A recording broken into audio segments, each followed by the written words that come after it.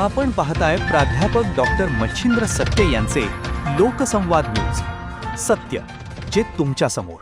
मध्य प्रदेशमधील जबलपूर येथील बरगी जलाशयात क्रूज बुडून झालेल्या एका भीषण अपघातात 9 जणांचा बुडून दुर्दैवी मृत्यू झाला होता. या दुर्घटनेचे अनेक व्हिडिओ आता समोर येत आहेत. त्यामधून या अपघाताची भयावहता हलगर्जी आणि प्रवाशांच्या अखेरच्या क्षणाची हृदयद्रावक कहाणी समोर आणली आहे. जेव्हा अपघात होऊन क्रूजमध्ये पाणी भरू लागलं आणि बोट बुडायच्या स्थितीत आली तेव्हा प्रवाशांना लाईफ जॅकेट वाटण्यात आले.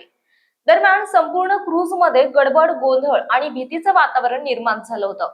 लोक आपले प्राण वाचवण्यासाठी इकडे तिकडे पळत होते.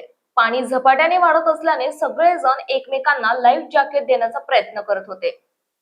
आपल्या लहान मुलाला मिठीत कवटाळून मृत्युमुखी पडलेल्या त्या दुर्दैवी मातेचे अखेरचे क्षणही चित्रित झाले. ही महिला तिच्या काळजाच्या तुकड्याला लाईफ जॅकेटच्या मदतीने अखेरपर्यंत वाचवण्याचा प्रयत्न करत होती.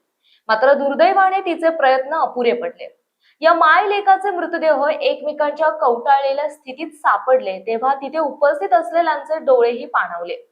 त्यांच्या मृतावस्थेतला फोटो या दुर्घटनेचा हृदयद्रावक ओळख बनला. तसेच हा फोटो समोर येता संपूर्ण देश हादरून गेलाय. दुसऱ्या एका व्हिडिओमध्ये अपघात होण्यापूर्वी काही मिनिटे आधीच आहे. यामध्ये प्रवासी जलपर्यटनाचा आनंद घेताना दिसत आहेत.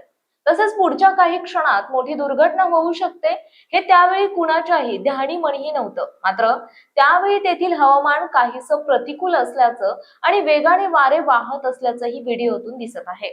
दरम्यान दुर्घटना घडली तेव्हा अनेक प्रवाशांना सुरुवातीला लाईफ जॅकेट दिली गेली नव्हती असे तपासातून समोर आलं. जेव्हा क्रूजवरील परिस्थिती अधिकच चिंताजनक झाली तेव्हा प्रवाशांना लाईफ जॅकेट देण्यात आली. त्यामुळे काही प्रवाशांचे प्राण वाचले. आतापर्यंत समोर आलेल्या व्हिडिओमधून दुर्घटनेचे अनेक पैलू समोर आले. पहिल्या व्हिडिओमधून बेफिकिरी आणि दुर्घटनेनंतर उडालेला गोंधळ दिसून आला.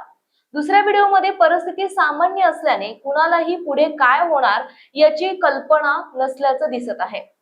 तर तिसऱ्या व्हिडिओमधून दुर्घटनेमागची भयानक कारणं आणि बचाव मोहिमेतील आव्हाने दिसू लागलीत. जय भारत, जय महाराष्ट्र.